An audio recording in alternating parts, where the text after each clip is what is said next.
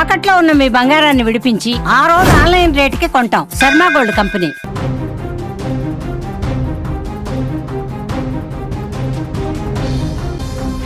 పాపా బచావో, నన్ను కాపాడు, నేను చావాలనుకోవట్లేదు అంటూ నీటిలో మునిగిపోతూ ఓ కొడుకు తన తండ్రికి ఫోన్లో పెట్టిన ఆర్తనాదాలు అందరి హృదయాలను ఇప్పుడు బరువెక్కిస్తున్నాయి. గ్రేటర్ నోయిడాలో జరిగిన ఘోర ప్రమాదంలో 27 ఏళ్ల సాఫ్ట్వేర్ ఇంజనీర్ యువరాజు మెహతా కళ్ళ ముందే ప్రాణాలు కోల్పోవడం తీవ్ర విషాదాన్ని నింపింది.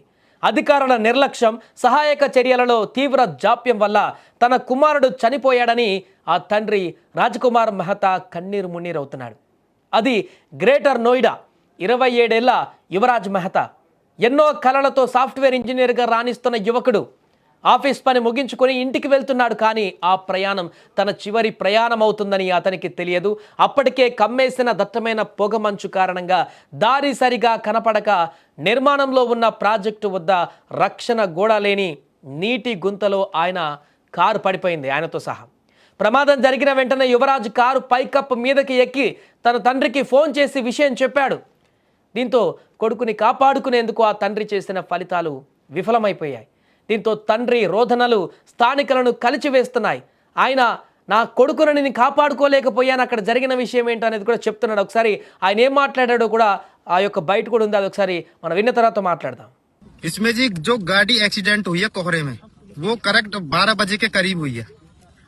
गाड़ी गिरने के बाद पानी में लड़का 1 घंटा से 2 घंटे, लगभग 1 घंटा 45 मिनट तक लड़के ने खूब अपने बचाने की गुहार लगाई है कि भाई मुझे बचा लो, किसी भी तरीके से बचा लो। मौके पे पुलिस भी थी एंड SDRF भी थी और अग्नि विभाग वाले भी थे, फायर ब्रिगेड वाले भी थे। किसी ने उसकी मदद नहीं करी। बोल रहे थे ठंडा पानी है, हम नहीं जाएंगे अंदर, इसमें सरिया है अंदर, हम नहीं जाएंगे। जब मैं आया हूँ 1:45 पे यहाँ आया हूँ, मैंने आके देखा है तो SDRF वाले सिड्डी पे बैठ के बोल रहे थे कि इसमें ठंडा पानी है, सरिया, हम अंदर नहीं जाएंगे। जो लड़का मुझसे 10 मिनट पहले ही डूबा था, मैं बोला तुम बाहर आओ, मैं जाऊंगा अंदर। वो बाहर आए, मैंने अपने कपड़े उतारे, मैंने कमर पे अपने पर रस्सा बांधा और कम से कम 50 मीटर अंदर गया मैं, और कम से कम 30 मिनट मैंने वो लड़का ढूंढा अंदर इस पानी में। रात 1:45 बजे 30 मिनट तक मैंने वो लड़का ढूंढा, ना तो मुझे गाड़ी मिली नहीं मुझे लड़का मिला। फिर ढूंढने के बाद मैं आ गया और आपने उसके बाद 5:30 बजे मैं यहाँ से गया हूँ। 5:30 बजे तक ना ही तो लड़का लिखड़ा था ना ही गाड़ी। సాధారణంగా ఎవరైనా ప్రమాదంలో ఉంటే పోలీసులకు ఎమర్జెన్సీ నెంబర్లకు ఫోన్ చేస్తారు. కానీ యువరాజ్ తన తండ్రి రాజ్కుమార్ మెహతాకు ఫోన్ చేశాడు. ఎందుకంటే ప్రతి కొడుకుకి తన నాన్నే మొదటి హీరో కాబట్టి, అతనే రక్షకుడు కాబట్టి, నాన్న ఎలాగైనా కాపాడతాడనే నమ్మకం. ఫోన్ లిఫ్ట్ చేయగానే డాడీ నేను ఈ నీటి గుంతలో పడిపోయా, మునిగిపోతున్నా, నాకు భయంగా ఉంది అంటూ యువరాజ్ ఆ కారు మీద నిలబడి కాసేపట్లో మునిగిపోతున్నటువంటి ఆ కారు మీద నిలబడి ఏడవడం మొదలుపెట్టాడు. ఆ తండ్రి గుండె ఎంతలా తల్లడిల్లిపోయి ఉంటుందో ఊహించండి. భయపడకు నాన్న, నేను వస్తున్నా, ఎవరైనా పంపిస్తున్నా అని తండ్రి అక్కడ చెబుతున్నా అటువైపు నుంచి నీటి శబ్దం, యువరాజు అరుపులు, చివరికి నిశ్శబ్దం. ఆ ఫోన్ కట్ అయిన క్షణం ఆ తండ్రి జీవితంలో ఒక చీకటి మొత్తం నిండిపోయింది. అసలు విషాదం ఏంటంటే ప్రమాదం జరిగిన వెంటనే సహాయం అంది ఉంటే యువరాజు బతికేవాడు. తండ్రి రాజ్కుమార్ మెహతా ఆరోపిస్తున్నది కూడా ఇదే. నా కొడుకు ఫోన్ చేసిన వెంటనే అక్కడ అధికారులు సమాచారం ఇచ్చాం, కానీ రెస్క్యూ టీం రావడానికి, చర్యలు చేపట్టడానికి చాలా ఆలస్యం జరిగింది. నా కళ్ళ ముందే నా కొడుకు ప్రాణాలు పోయాయి.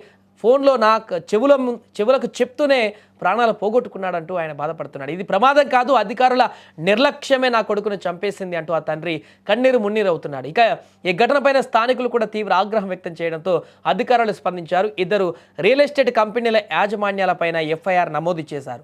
నిర్లక్ష్యంగా వ్యవహరించినందుకు నోయిడా అథారిటీకి చెందిన జూనియర్ ఇంజనీర్ నవీన్ కుమార్ను విధుల నుంచి తొలగించి పలువురు అధికారులకు షోకాస్ నోటీసులు కూడా జారీ చేశారు.